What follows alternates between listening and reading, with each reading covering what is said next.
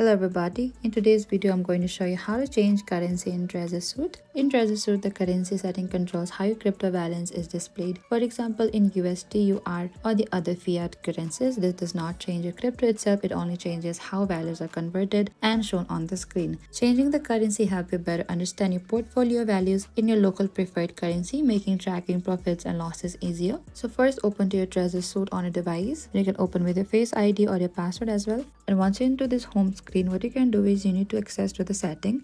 At the bottom right, tap on the setting there, and over here what you can do is you need to select to this preferences in the top, and under this preference we can find there's an option for the currency as well. Tap on this currency. Over here click onto this and you can choose your currency, example USD, European, Pound Sterling. Simply tap over there and your display currency is updated. And that is it. Changing the currency in your Trezor Suite is a quick and useful way to make your portfolio easier to understand. It allows you to view your crypto holding into a familiar currency without affecting your actual assets. Thank you for watching this video. I hope I can help you. If you have any queries or confusion, please comment down and we will reach out to you very soon.